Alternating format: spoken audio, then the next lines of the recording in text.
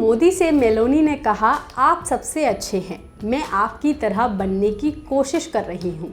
बस मेलोनी का इतने कहते ही प्रधानमंत्री नरेंद्र मोदी मुस्कुराने लगे और फिर उनसे हाथ मिलाया। ये वीडियो है G7 समिट का, जहां पीएम मोदी इटली की प्रधानमंत्री जॉर्जिया मेलोनी से मिले। पहले एक दूसरे को हंसकर दोनों ने ग्रीट किया, एक दूसरे का हालचाल लिया।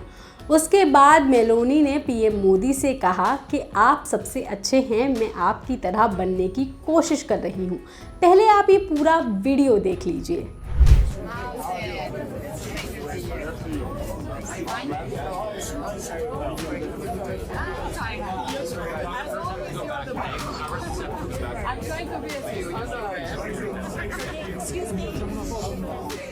इस मुलाकात के बाद पीएम ने भारत और इटली के बीच बढ़ती दोस्ती पर उत्साह जताते हुए कहा कि उनके द्विपक्षीय संबंध मजबूत होते रहेंगे, जिससे दोनों देशों को फायदा होगा। मेलोनी ने पीएम मोदी के साथ फोटो पोस्ट करते हुए कैप्शन में लिखा, इटली और भारत एक महान मित्रता से जुड़े हुए हैं।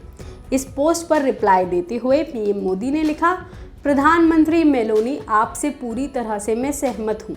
इटली के साथ भारत की दोस्ती मजबूत होती रहेगी, जिससे हमारे लोगों को बहुत फायदा होगा। हम आपको बता दें, पीएम मोदी कनाडा में हो रहे G7 समिट में गए हुए हैं, जहां वो इटली की पीएम के साथ साथ और भी देशों के बड़े बड़े नेताओं से मिले।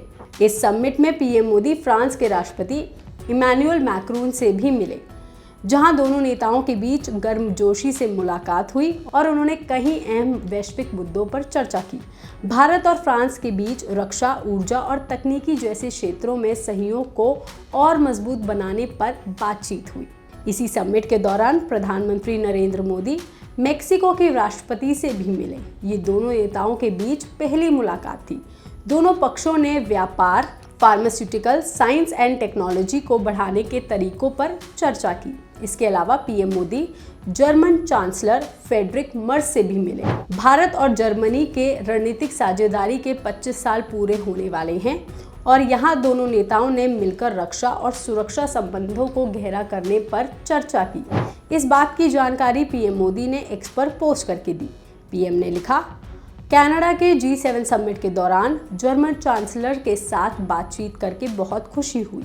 भारत और जर्मनी दोस्त हैं। इस साल हम अपनी रणनीतिक साझेदारी के 25 साल पूरे कर रहे हैं। चांसलर मर्ज और मैंने रक्षा और सुरक्षा संबंधों को गहरा करने पर भी चर्चा की। हम आतंकवाद का मुकाबला करने और आतंकवाद की फंडिंग पर लगाम लगाने जैसे मुद्दों पर मिलकर काम करते रहेंगे। पीएम ने बताया कि भारत जर्मनी आतंकवाद के खिलाफ अब एकजुट हो चुके हैं। इन सब के अलावा पीएम मोदी ब्राज़ील के राष्ट्रपति और साउथ अफ्रीका के राष्ट्रपति और ब्रिटेन के प्रधानमंत्री से भी मिले और सभी नेताओं के साथ उनकी चर्चा हुई। G7 2025 में भारत ने अपनी छाप छोड़ी, मगर जब ये इवेंट शुरू हुआ था और इसकी जो पहली तस्वीर सामने आई थी, उसमें पीएम मोदी गायब थे, जिसे लेकर सोशल मीडिया पर एक अलग विवाद छिड़ गया था। तस्वीर में सभी वैश्विक नेता नजर आ रहे थे, लेकिन पीएम नरेंद्र मोदी नहीं थे। लोगों ने कहा कि पीएम मोदी भारत से तो G7 समिट के लिए ही निकले थे, लेकिन वो वहां गए ही नहीं। मगर हम आपको बताते हैं कि भारत G7 का सदस्य नहीं है। इस ग्रुप ऑफ 7 में Canada, France, Germany, Italy, Japan, the United kingdom, United states और EU के प्रेसिडेंट्स ही सदस्य हैं और इसमें भारत शामिल नहीं है। मगर भारत को इसमें अतिथि के रूप में हिस्सा लेने के लिए बुलाया जाता है। हर साल ये समिट जिस देश में होती है, वहाँ के मेज़बान भारत को भी न्योता देते हैं। 2021 से लेकर अभी तक भारत सभी G7 समिट का हिस्सा रहा है।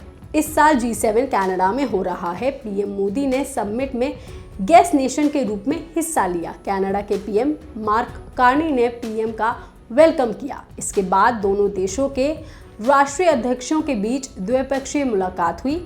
इस सम्मेलन की सबसे पहली तस्वीर जो सामने आई थी, जिसे लेकर बवाल मचा था, उसके बाद जैसे ही अतिथि देशों के नेता सम्मेलनों में शामिल हुए, उसमें भारत के प्रधानमंत्री नरेंद्र मोदी भी स्पष्ट रूप से दिखाई दिए, जिसके बाद ये कुछ नई तस्वीरें सामने आई। ये तस्वीर G7 शिखर सम्मेलन 2025 के व्यापक और समावेशी स्वरूप को दर्शाती है, जिसमें अतिथि देशों की भागीदारी को महत्वता दी गई है। इसमें प्रधानमंत्री नरेंद्र मोदी भी नजर आ रहे हैं। कनाडा के पीएम ने गेस्ट नेशन में भारत का स्वागत करते हुए जोर दिया कि भारत जैसे उभरते हुए इकोनॉमिक महाशक्तियों को ग्लोबल प्लेटफॉर्म पर इंक्लूड करना जरूरी है। इसके अलावा दोनों नेताओं के बीच द्विपक्षीय मीटिंग में पीएम मोदी और कनाडा के पीएम ने इंडिया कनाडा रिलेशंस को मजबूत करने पर बात की, जिसमें ट्रेड, टेक्नोलॉजी और एनर्जी सेक्टर्स में कोऑपरेशन बढ़ाने पे फोकस रहा। इसके अलावा दोनों ने G7 एजेंडा में इंडिया की प्रायोरिटीज जैसे डिजिटल इनोवेशन और सस्टेनेबल डेवलपमेंट को इंक्लूड करने पर अग्री किया। बता दें, G7 समिट का उद्देश्य विश्वव्यापी आर्थिक स्थिरता, climate change, technology development, cyber security, आतंकवाद, हेल्थ क्राइसिस और समानता जैसे मुद्दों पर मिलकर चर्चा करना और उनका हल निकालना होता है।